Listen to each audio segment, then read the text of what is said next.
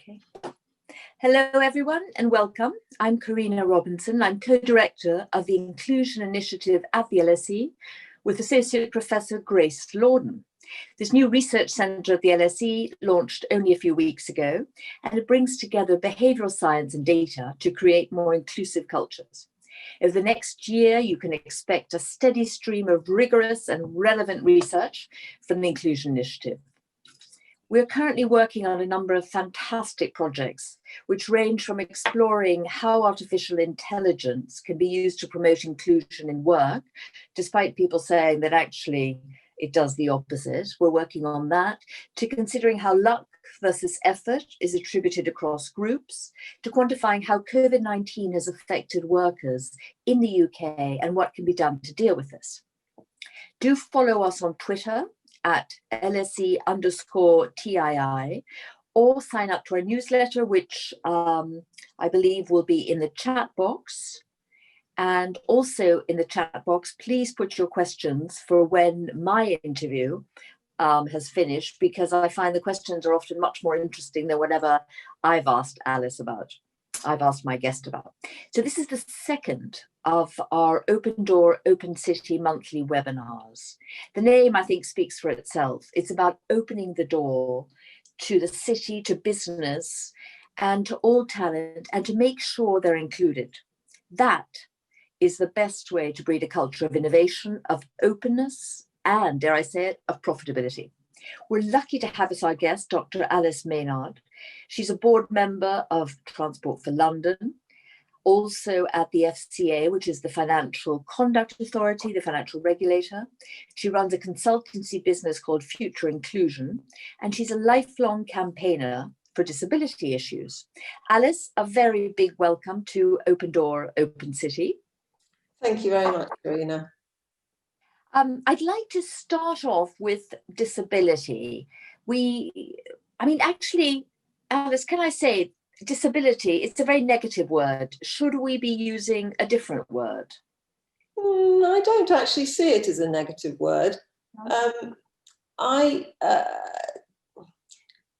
see it as a word that describes what happens when people like me, who have some issue around function, let's put it that way, meet inaccessible structures or negative attitudes in society. That's what disables us. We are not disabled by our conditions, we are disabled by the way that society is structured. So I claim quite happily that I am a disabled person. In fact, I prefer that to I am a person with a disability. If I'm called I am a person with a disability, that kind of puts the problem back on me. If I am a disabled person, I am disabled by society. Yeah. So very for good. instance, very simply, if I need to go to a meeting and it's up a flight of stairs with no lift, then I am immediately disabled. If there's a lift, then I can participate on the same basis as everybody else can, and I am not a disabled person in that context. So in a really inclusive environment, people are not disabled. Now, that's a very good point. The limitations of society are what disable you and others, absolutely. Yeah. Now, we recently celebrated the 25th birthday of the Disability Discrimination Act, which made it illegal in the UK to discriminate against disabled people on employment, education, transport, or goods and services. This act was replaced by the Equality Act in 2010. What's your verdict on it? So my verdict is mixed. In many ways, it was a really good thing to bring together all the various different aspects of equality, because no person is only one thing. So I'm both disabled and a woman. I can't split those two. And before I kind of had to think, oh, well, if I've got a discrimination issue, should I go to the Equality Commission because I'm a woman, or should I go to the Disability Rights Commission because I'm a disabled person? And also when we brought them together, age and religion and belief and various other bits and pieces were also covered, which they hadn't been before. So in some ways it was a really good thing to do. But when the Equality Act was brought in, I think there were two particular concerns that I had about bringing all those things together. One was that the focus that had been on disability might be swamped by a focus on all those various other diversity groups, partly because the Disability Rights Commission was doing some incredibly good work at that time. It had really kind of started to motor and get momentum, and it felt as if we might lose some momentum. And the second was that a commission that covered quite so many issues would really need to be extremely well resourced. And that seemed unlikely. And indeed, it wasn't ever really well enough resourced from the outset, in my view. And also, I think we did lose considerable momentum in the early years of the Equality and Human Rights Commission. And to some extent, that's being addressed now. But the HRC still doesn't really have sufficient resources to do the best job across all the protected characteristic groups. So there's some good and some bad. And in addition, there are so many grey areas in the law. It makes it very difficult for an individual who is discriminated against to be confident if they want to take action under the law. Could you elaborate a bit on your point about the grey areas? What are the grey areas? Or give me an example of one. So I can give you an example of one. I think they may have bottomed this one out since, but a while back, I phoned the Equality and Human Rights Commission. I phoned the helpline because I had tried to book a taxi to a local place that was about 20 minutes away. And I'd asked them how much it would cost. And they told me, I think they said £10. So then I said, oh, I'm going to need a wheelchair accessible cab. And they said, oh no, then it's going to be more than that. It's going to be £20. So I thought that was, in theory, the law says that you're not allowed to charge more if you have to give a slightly different service to a disabled person. But in practice, because that's in the transport bit, it wasn't 100% clear. And the EHRC helpline wasn't clear either. I seem to have a better grasp of the law than they did. I mean, it's very helpful, but I was doing more explaining of why I wasn't sure whether it was covered or not. And I in the event, I didn't take action because it would have been, I could have, but then I would have lost, the costs would have been awarded against me if I got it wrong. So it's those sorts of things, you know, whose responsibility is what's reasonable, how many financial. Do you think the law, Anna, should be changed? The laws there is not enough law, enough regulation in here? It's an interesting question. I don't. In America, the law is much more specific. So the law on accessible stations, for instance, has some very, very specific, you know, there must be one of these and two of those and 6 of those and half a dozen of those. And what that does is it makes it marvelous for some people, but if you're slightly quirky, you know, you can marginalize people who are already marginalized by doing that, because you can never get it right. I mean, our law is quite good in that respect. The grey areas help in some ways because it's all about this individual disabled person in front of you. What do they need? What are the circumstances of their case? So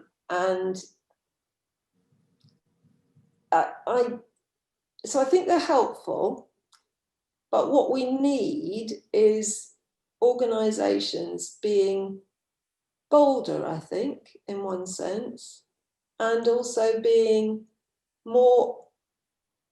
less fearful of doing the wrong thing. and more open to having a conversation with disabled people. I mean, this is true of other equality issues too. Have that conversation so that you can negotiate between you a good way round an issue. Disabled people often know actually what the best way round an issue for them is. And then the question is, can the organisation do that? Maybe it can do something a little bit different. So it's that kind of negotiation and discussion, but where the two sides are fearful of each other, then that's when the problems arise. Yeah. And one of the things that's made, I think, two sides fearful of each other has got to be social media. There's the fear that, you know, if I use the wrong word or say the wrong thing and it's amplified in social media, all of a sudden I'm 100% in the wrong, even though my impulse was the right impulse. So speaking about social media, one of the things, you know, that's become very obvious is you've got to make noise to make change happen. So if you think about Me Too, Black Lives Matter, this is how change has happened in society. Yeah. And what I was thinking about is, you know, disabled people haven't made a lot of noise this year. And does that mean you've got to make more noise because you are not enough attention is being paid to your group? Have we got to make more noise? That's an interesting question.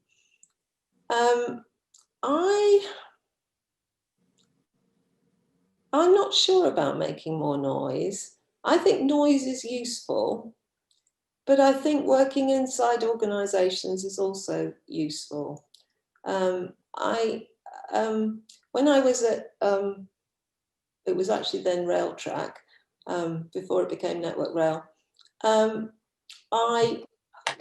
I engaged with what was called the Direct Action Network, which was the network of people that really did campaign about accessible public transport, chain themselves to trains, block stations, all sorts of things, you know, block the bridges over the river.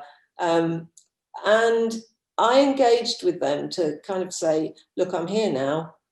It's all going to be marvellous. I'm writing a strategy to make the rail network accessible. That was a genuine thing on my part, that I thought, okay, this is a good thing to do, to engage with these people. And I discovered that actually wasn't such a good thing to do, because suddenly when they decided to switch their focus, because then transport was going to be fine because I was going to sort it out, they switched their focus to care homes. And I suddenly didn't have that pressure on the outside of the organisation to help me do that kind of pincer movement that would have been so helpful. So I was suddenly asking for change within the organisation without that external pressure. So I think noise is helpful, but I don't think it's always what we need. And I do worry that where one group makes a lot of noise, it can actually detract from other groups, and we need inclusion across the piece, really. We don't need inclusion for just one group or just another group. So and yet what you said is that actually it's helpful. So maybe, you know, with climate change, we're talking the same thing. It's helpful to have people training themselves, but it's also helpful to have the people inside the organizations working to change things. Yeah, I'm ambivalent really about lots of noise. I'm not a noise person. You described me as a lifelong campaigner. Actually, I don't describe myself as a campaigner. I might describe myself as an activist, but not as a campaigner, because I'm actually not very good at campaigning. It's not really my scene. I'm much better at working inside organisations. It's what I do. Well, let's talk then about Scope. You were the chair of Scope, a charity which aims to make UK society the first in which disabled people are able to realise their full civil liberties and human rights. And from what I hear, you got there as chair and the organisation needed to be absolutely transformed. Would you tell us a bit about it? Yeah, sure. I mean, I actually think that experience was transformational for me and Scope, because I learned a huge amount there, and I'm forever grateful to them for a really exciting and challenging 6.5 years. I loved it, even though it was terrifying at moments. When I joined the organisation, there were no reserves at all, and it was a large organisation. It's 3,000 staff and 9,000 volunteers, so it was big, and 100 million turnover. And they'd recently lost a chief exec and had an interim in place, and much of the senior management team was new.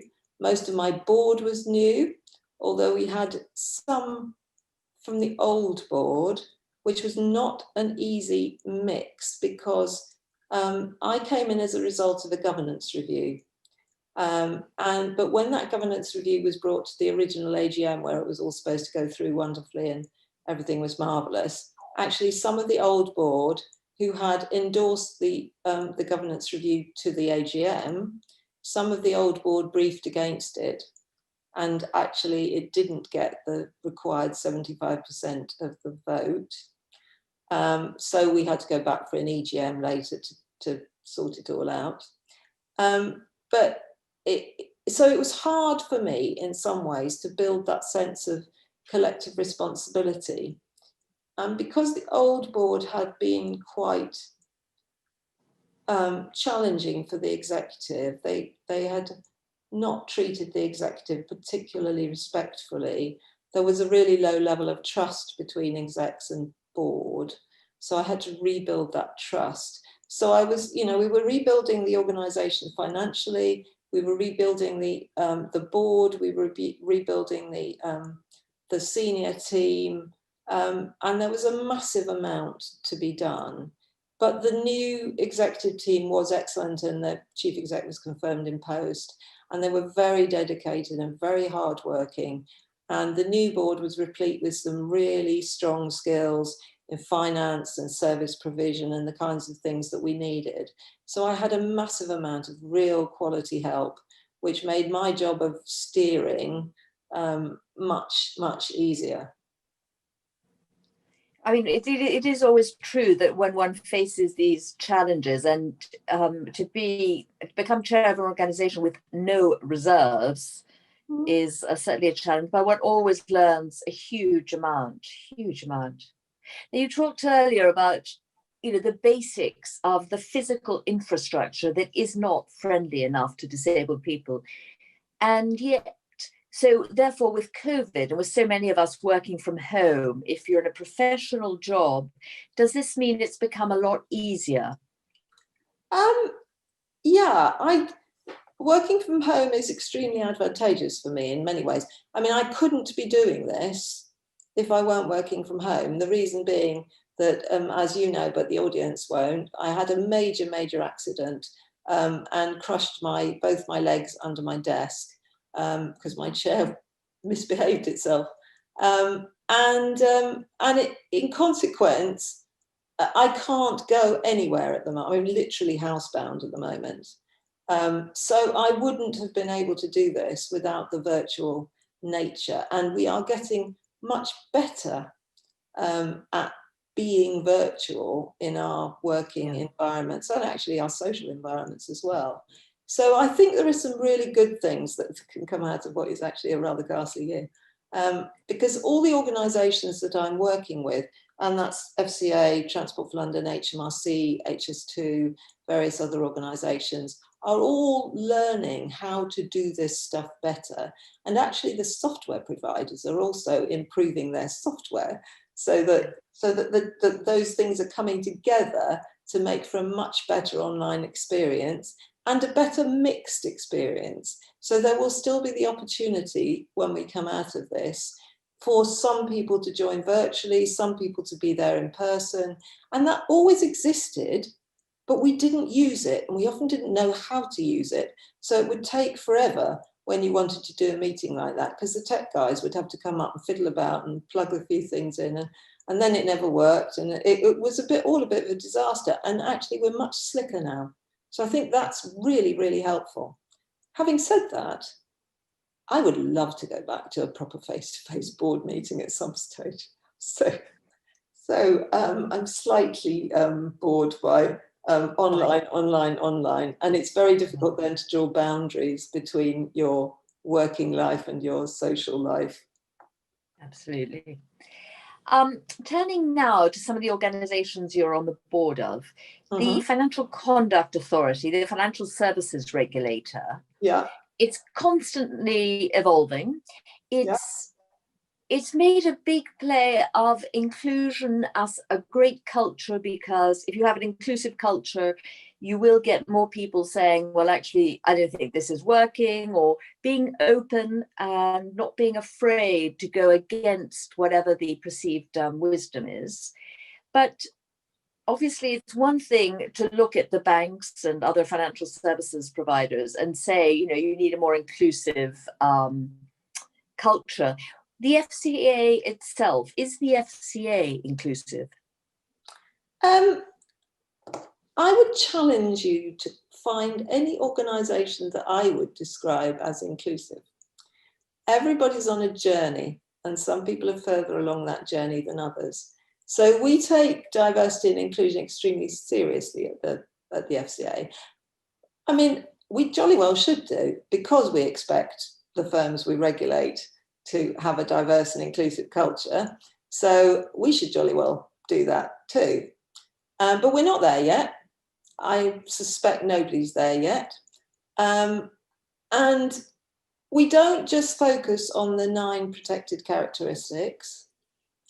So, I mean, I have to say, as a public sector body, we have to take cognizance of them, because they are part of the Equality Act, part of our public sector duty. So that's, we have to do that.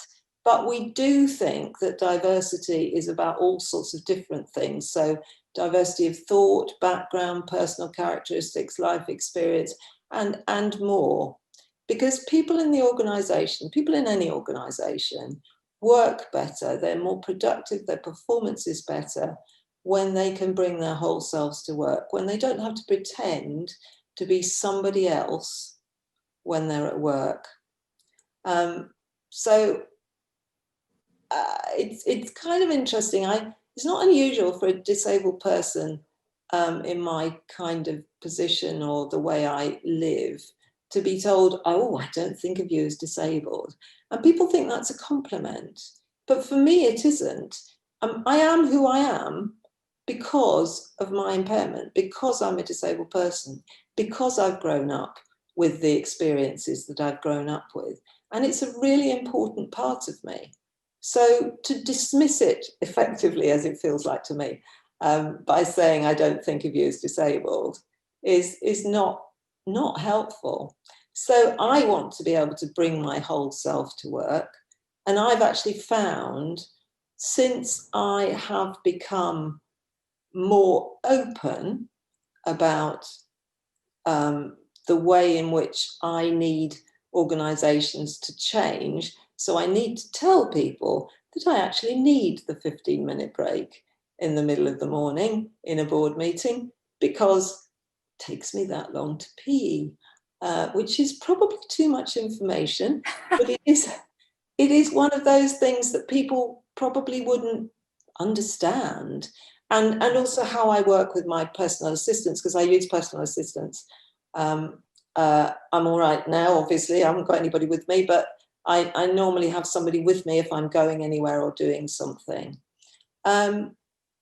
So diversity and inclusion is fundamental to what the FCA does. We are really highlighting it. It's part of our transformation aim to get that kind of culture in place. We are working on it, and we get some things brilliantly right, like our new Stratford headquarters, which actually won a Disability Smart Award for being a really inclusive headquarter building. But then we'll get some things probably staggeringly wrong, I suspect. I wouldn't be remotely surprised. but then you pick yourself up and you do something different. And that's the way every organisation does this stuff. There's no other way to do it. No, it's a constant learning, isn't it? Constant learning. Absolutely. But for individuals and organisations. Turning to TfL, Transport for London, Yeah. you know, when I go on the tube now, very easy to get a seat. Yeah. All the posters, the advertising hoards, it's all sort of advertising Transport for London. So it obviously, you know, no other firms are bothering to advertise because you don't have the footfall going through. More people are going to be working from home, even if it's part-time. More people are cycling. So it seems to me Transport for London has to be bailed out all the time anyway. It's being bailed out this time because of COVID, understandably, but it is one of those services that any big city needs a transport network like the tube, which works efficiently and well and so forth. So how is it going to nurse itself back to health post-COVID? It's a really interesting question. I am pleased to hear you say that it will need support, because it actually hasn't had, it's done an extremely good job of getting the organisation into a position where we were scheduled to break even in about 2022, 2023. But then one of the things that is different about us from other metropolitan cities is that we rely very heavily on fares income. And of course, as you mentioned, advertising income is quite important. So and the thing that happens in a pandemic is the fares income goes bang, basically. We lost 95% of our tube passengers and 85% of our bus passengers. So that was fairly significant, if you might put it that way. So that's why we've had such a major issue. We've had to go to government. But we already had things slightly, I think, strange things, like we don't get any share of vehicle excise duty for the highways so we're responsible for the Transport for London road network. And we got no money from government, including no money from the vehicle excise duty for that. And so we were subsidising highways maintenance from public transport fare income, which actually seems unfair to me. I can pun on the word. But actually the team in the GLA and TfL have negotiated a package with government that I believe we will be able to work with going forward. And I have enormous faith in the expertise of the senior executive team in Transport for London. They are phenomenal. I mean, they were phenomenal before the pandemic. They have been absolutely amazing during the pandemic and are really steering things very, very skillfully. And I believe they will be able, but I think government help will be necessary going forward, because it's going to take quite some time to build back confidence in public transport. And I'm not sure we're ever going to build back confidence in public transport. We're quite pleased that more people are cycling, but it does mean that possibly tube fare income has gone down a bit as a result, because we want people to actively travel, to walk and to cycle. So we have some slightly at odds objectives in some respects, because we need people to be healthier, but at the same time, we need the fares income. But anyway, I would ask the audience, please don't be frightened of using public transport. It's really, really, really well cleaned. Actually, people used to ask me, was I going back into London sometime when the lockdown slightly eased in the summer? And I said, probably not. And they said, oh, yes, you'd have to use public transport. And I said, actually, using public transport is the least of my concerns. I'm much more concerned about what happens in the offices than actually what happens on a tube train, because I know how well they're cleaned, how well they're cared for, and how carefully Transport for London is trying to get everything back to normal. Well, I hope everybody who's listening to this is now going to hop on the tube and help, finance TfL. Suitable distance, please. Please, yes. On inclusion, let's turn to inclusion now. Yeah. At the Inclusion Initiative, we use a specific definition of it. So within the firm, diverse voices should be heard in collaborative discussions, and leaders must work to bring the missing voices into the firm to aid its purpose and profitability. Is this your view? Yeah, I think it's really important that all voices need to be heard in the boardroom, from the boardroom to the front line, in fact. And even more important, that the voices from the front lines, which are often more diverse than the boardroom, normally more diverse than the boardroom, should be heard in the boardroom. And often, yeah, there's great diversity, great creativity, innovation, real understanding of the business and the customer at the front line. And it gets blurred and watered down by the time it reaches senior management and the board. So it's up to leaders to make sure those voices are heard, to open their ears, pin their ears back and listen. The one issue I would take with your definition is that it's got no doing in it. Mm-hmm. There's something about needing to do as well in order to deliver inclusion. You can't just listen. Take action. Yeah, take action, make changes. So make changes in policy, certainly in the instance of disability, but I would have said in the instance of religion and belief and pregnancy and maternity, for instance, there may be physical changes needed, baby feeding rooms or breastfeeding rooms or prayer rooms or, things that are actually needed to make people able to engage effectively. Okay. I think you might have pointed out a weakness in our definition, but we will go back and have a little chat about that. Now, we know inclusion is good for business. We know it gut feel, but also McKinsey, Harvard Business School, there have been endless studies. Yeah. But with all this evidence, we still find ourselves having to convince people that being inclusive of diverse voices in companies, that it works. Why is this? Because it's hard. I mean, this is not an easy ask. We are naturally attracted to people like us. It's part of the human condition. It's not something we should be ashamed of, but it's something in the context of working together as a diverse society, it's not actually very helpful. So we need to work against our natural tendencies, and working against your natural tendencies is never a very easy thing to do, because we need to be self-aware enough to recognize where we are different from others, and recognize that those differences are not, we are better than others, or they're weird and we're not. There's noughts of queer as folks. And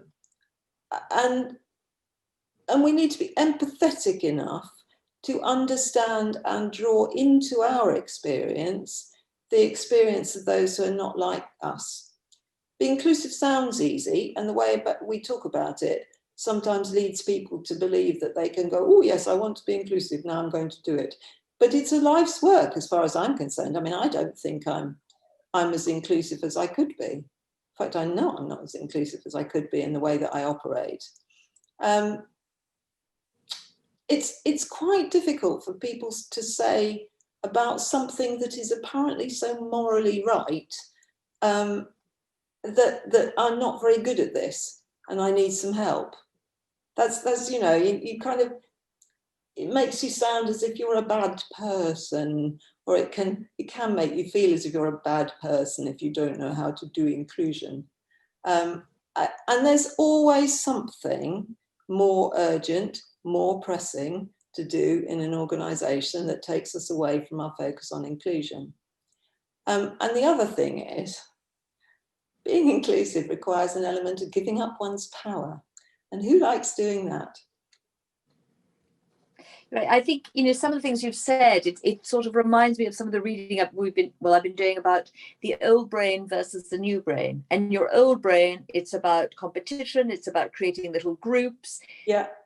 And the new brain is the one that's saying to you, but this actually, if you sit down, rationally makes absolutely no sense. But as you say, you're going against your natural instincts. Now, you talked to Alice about doing. So when I look at organizations, some of the ones I think you need to make change happen, you need mentoring, you need sponsoring, you need special interest groups, and accountability. I mean, there are a number of things you need, including, I believe, tying middle managers' compensation to diversity and inclusion goals. Is that something you agree with? So I would say, why middle managers? Poor middle managers, they always get squeezed. They always get the blame for everything. Poor souls. I don't. Yes, people's compensation needs to be tied to results, but I'd work from the top down for that. Senior management needs to be tied to results, and then then with any luck, they'll be putting the pressure on middle management. And they'll be putting it's and I'm not sure putting the pressure on is actually really the way I would want to say.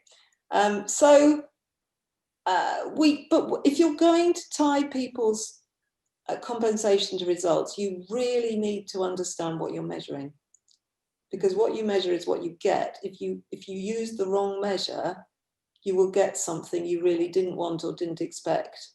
So really, really clear thinking needs to go into that.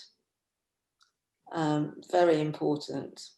I mean, at the FCA, we have reverse mentoring, which is extremely effective in helping senior leaders to understand the barriers that people experience in organisations. Any forms of mentoring, sponsoring, coaching are always good. Being open and creative and genuinely wanting to understand people's experiences is the most important thing. But I would add a caveat to that, and that is that we do a lot of, let's have a listening event and we'll all listen to the experiences of whatever. It's quite exposing to ask someone to talk about their experiences publicly. So it's fine as long as it's then acted on, rather than a kind of voyeuristic, how interesting, how terrible for you, or whatever. You really do need to be ready to make change as a result of, otherwise, why are you doing it? You mentioned and by the way, I totally agree about middle managers. They're squeezed from all sides, but they're the ones who I believe can really make change happen. And that's partly why I agree, but they I know. I do know. I mean, one doesn't want to be a middle manager, really. Now, you mentioned one, the reverse mentoring policy at the FCA. Looking at other firms and other companies you've been involved in or are involved in now, what are some of the other? Give me a couple of examples of some other policies that you've seen and they've worked and you think they're a good idea for other organizations to pick up on. So there are things like at HMRC, we've set up sort of below the values, as it were. There's a series of commitments to each other, and those were developed with the organisation, so with the staff across the sort of in major sort of conversations.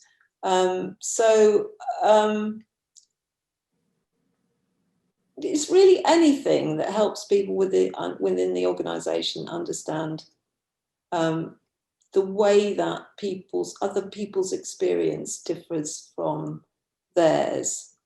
So you can have people come in and speak. You can have you can do a lot of things, but you've got to make it work for your organisation. So there's no point in bringing in a completely radical new way of doing something that doesn't then fit with the existing culture of the organisation.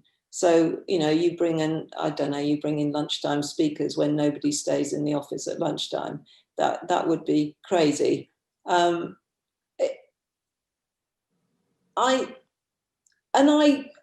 would still say the most important thing to do is to make sure that whatever you get, you act on. And if you're not going to act on it, you need to explain why. It's a comply or explain type of approach to doing stuff. Because it is hard work constantly explaining to people what your life is like. It raises all sorts of mixed thoughts and emotions like, well, why don't you understand this anyway? This is really, seriously, you don't understand this anyway? Or feeling as if you're special pleading or you're complaining, or and those are things that certainly I was told I wasn't allowed to do at school. You know, whenever you opened your mouth to say, oh, I wish it wasn't quite like that, you'd get someone somewhere is worse off than you are. And I'm sure that's absolutely true, but it doesn't negate my experience. So it's a strange thing having to explain your experience to other people. And it's quite important that that is treated with absolute respect, kind of like a piece of delicate china. It's a gift, really. Yeah. And so you don't just push it away or ignore it. Okay. You mentioned schools, so I'm going to have to ask you the last question from me, but obviously we have questions from the audience, which has got to be, what would you tell your younger self? What have you learnt? I think I would encourage myself to be more upfront about my impairment. So for many years in my early career, I tried to be normal because again, at school, we'd been told that we had to be, twice as good as everybody else in order to be even remotely acceptable. And I'd absorbed that so strongly that I tried very hard to be better than everybody else. And it's an exhausting way to live.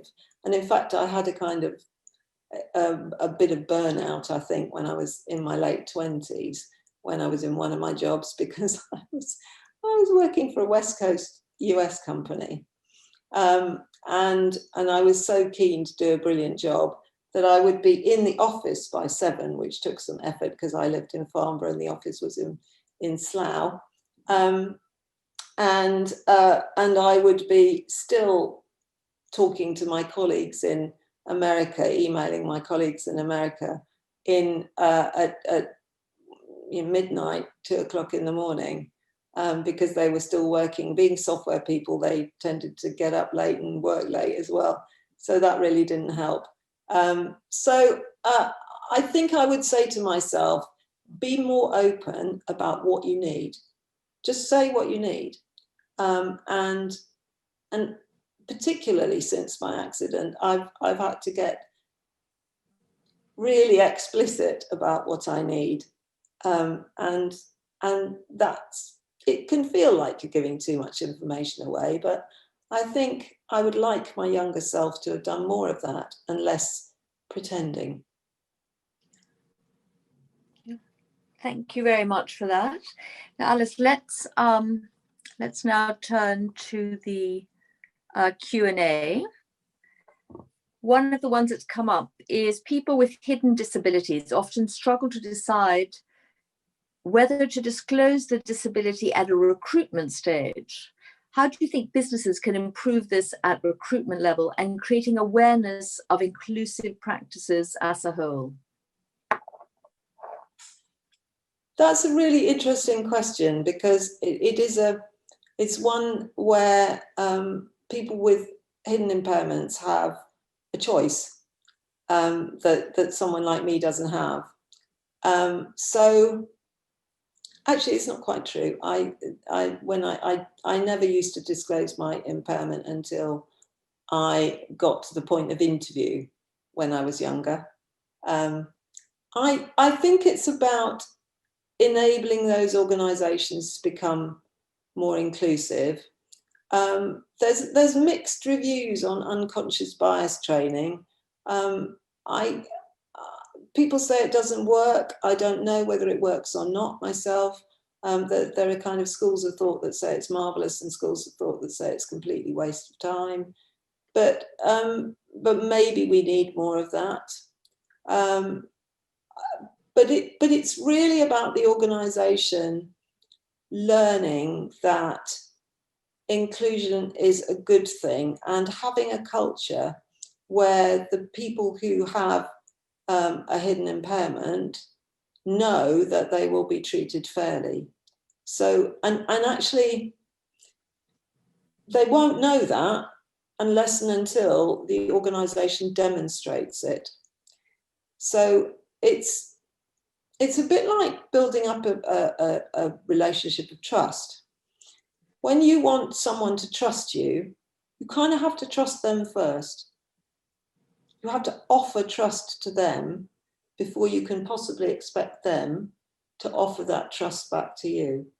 And it's very similar with this. I think organisations often try to demand people, tell us, because we really need to know this. We really want to know all this stuff about you. And honestly, we're going to be, but they haven't really demonstrated that they are going to be non-discriminatory. And so I think it's less about what can the person themselves do than pick organisations that are actually better at this to join at the moment, unless you've got a strong stomach or you're a very resilient person, really. It's not terribly helpful, but but I think that's where we're at. Let me turn to other. What are the best assistive technologies for individuals with disabilities?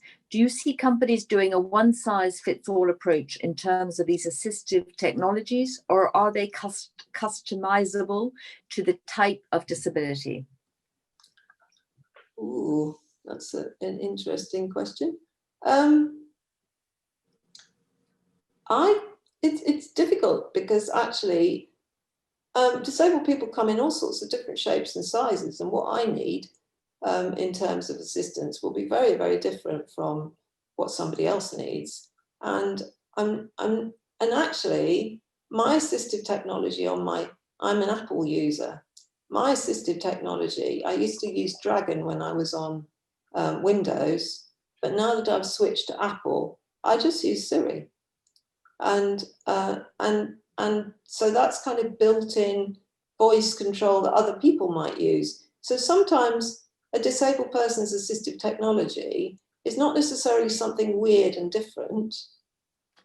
It's just an ordinary thing. One of my bits of assistive technology in my kitchen is a hot water tap, streaming hot water tap, because I wouldn't be able to lift a kettle. So sometimes things that are normal in the world, as it were, are good assistive technology. Sometimes people need things like screen readers, very specific screen readers, or they need braille printers or things like that. Those are only usable by people who read braille. If you don't read braille, you're not going to want a braille printer, and I would suspect it's probably not adaptable. So yes, things are adaptable, but one of the things I think we need to look to as a society is is building in more flexibility and more assistive stuff into products in the first place. If they weren't so difficult to use in the first place, then people wouldn't need assistants to use them. If the, you know, if the knobs were bigger and it doesn't all have to be ugly. People tend to think that assistive technology and accessibility and stuff like that has to be ugly, and it doesn't. Disabled people don't want things to be ugly any more than anybody else does. Yeah. No, there is absolutely no reason it can't be beautiful design. Absolutely. Absolutely. No, let me just find the other.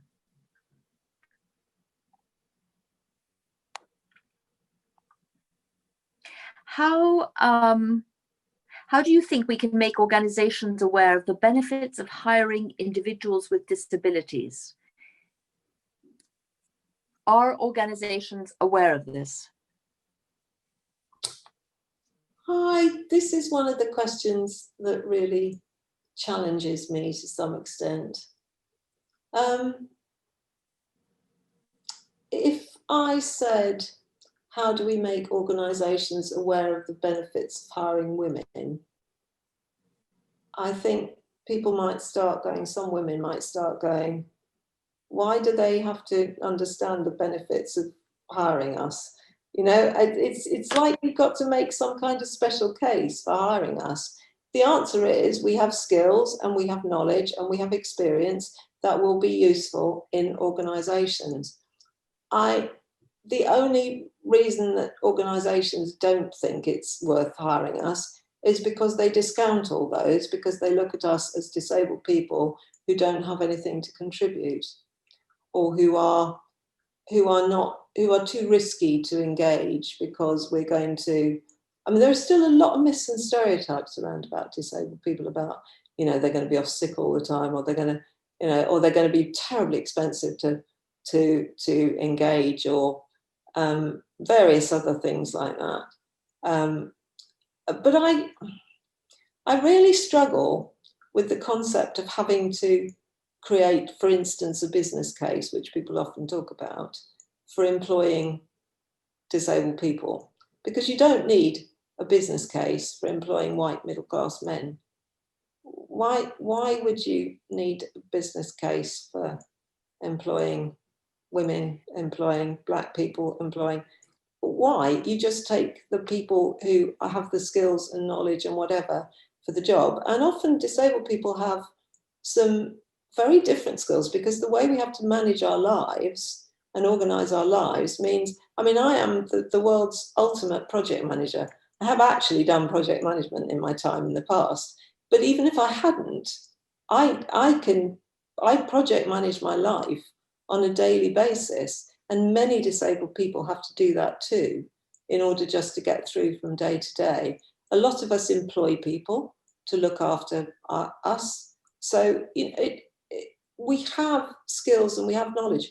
It's about extracting those, because actually one of the things that really disables people in a soft sense, as opposed to the lifts and the whatever, is what someone has called soft bigotry of low expectation, where actually often when people acquire an impairment later in life, they suddenly discover that nobody has any expectations of them anymore.